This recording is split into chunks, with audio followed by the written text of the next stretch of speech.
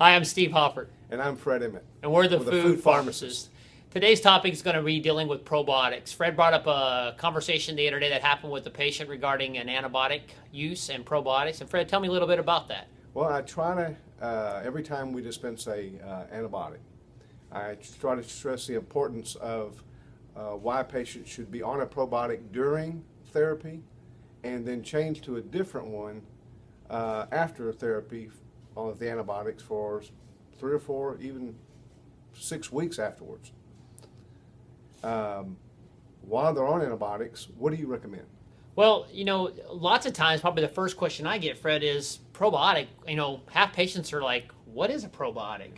And, that's one of the things you have to realize. We have anywhere, and there's upwards probably of 1 trillion microorganisms that live in our gut. 3 to 4 pounds of bacteria that just live strictly in our gastrointestinal tract to keep things healthy.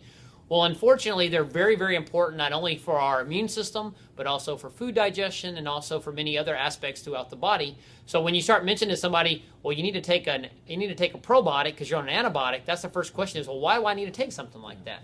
And so that's one of the first questions is as far as that goes. So when you look at it in terms of what an antibiotic actually does in the gut, that's why it's important to focus on what product is the best to pick. So typically, Fred, what's the first product that you're going to pick if somebody comes in with basically a broad spectrum antibiotic? Well, I put on a product called Fluorostar, which is a Saccharomyces beneficial yeast. Yeasts are generally not affected by antibiotics, and I keep them on that while they're on the antibiotic. A yeast? Why Yeah. would you put somebody on a yeast for? You hear all the negative things about poor gut health and bad yeast. Yeah. This particular yeast prevents the bacteria, the unhealthy bacteria, from producing toxins. And that's what tends to make patients feel bad while they're on, when their gut is out of balance. And I think there's a lot of thought and speculation too. A lot of those toxins that are created by the bad bacteria can actually open up basically the lining of the gut and actually create some leaky gut issues. And that's another whole topic one day we may get into. Yeah. But that just further complicates the issues that antibiotics can cause in patients who already maybe have compromised gastrointestinal tract to make things worse. Yeah. I'm not real clear, Steve. Why don't you tell me a little bit what a probiotic is? So what a probiotic is, when you think of typical terms of probiotics, the first term people think is acidophilus. Well, acidophilus is just one component of a probiotic. And basically it's one strain. Lots of the time we have some bifidus, we'll have some Saccharomyces type different things. We'll have different strains of the bacteria and yeast that live in these probiotic beneficial products that we promote. And basically, they live in the gastrointestinal tract and keep the gastrointestinal tract healthy. There's a lot of chronic conditions such as allergies, asthma, psoriasis, eczema, irritable bowel syndrome. All of these, basically, there's studies out now showing that if you have a gastrointestinal tract that's not proper, that's not working the way it should, and basically those gut bacteria get out of whack, all those conditions can rear their ugly head and be bad. And so that's what's important about keeping them all under control. That's a really good point, Steve. Have you read the articles on depression and insulin resistance related to probiotics? I've started reading those. Fred, you might tell us a little bit about that because that's kind of like the new groundbreaking work with probiotics. Yeah, what we're learning is our gut health is 80% of our immune system. And it not only regulates our immune system, it regulates regulates weight, it regulates our neurotransmitters. Many people aren't aware that our neurotransmitter, serotonin, most of it's made in the gut. If you don't have the right gut balance, you don't make the right blend of neurotransmitters. So these probiotics, what it sounds like, Steve, are very, very, very important for health. And when you're given antibiotics, you can disrupt that balance. And again, that's why it's so important while you're on an antibiotic to take a yeast base. After you're finished with the antibiotic, take a blend of the two. And if you've got some other health conditions such as eczema, psoriasis, irritable bowel syndrome, leaky gut, and maybe products that are very high in counts of bacteria counts such as VSL number 3.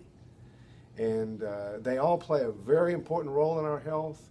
And this time of year we can disrupt it, and we see a cycle where people are given an antibiotic and they get well from that condition, and then 2 or 3 weeks later they're back in the pharmacy again with another condition because their immune system has been compromised from that original antibiotic therapy.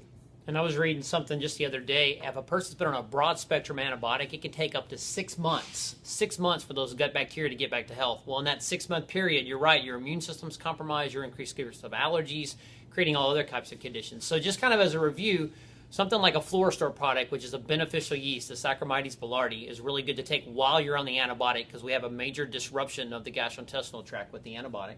And then we're going to switch to something like an orthobiotic maybe for several weeks. It basically is a combination of the Saccharomyces boulardii along with the beneficial bacteria. And then long-term, long-standing is something like a high-power type like probiotic on a long-term, or if you have a really inflamed gut, something like the VSL to basically help recolonize and put those good bacteria in there to basically improve and help the gastrointestinal function. And I really think too, Fred, you're going to see a lot of things. There's a lot of research being done right now with things like heart disease, and like you said, we've already talked about weight loss, and maybe who knows what, the basically is going to be linked to specific type of strains of these probiotics for specific disease states.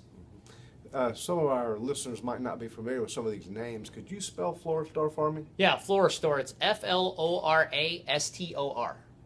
And what about that other one, the ortho? Yeah, it's orthobiotic. That's an orthomolecular product. It's ORTHROBIOTIC. You put me on the spot there, Fred. Yeah.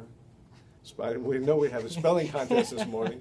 And what about that last one, that high-powered one? Well, that was a tough one, Fred. It's V as in Victor, S as in Sam, L as in Larry, number 3. All righty. Well, Steve, again, you've provided us with a wealth of information this morning.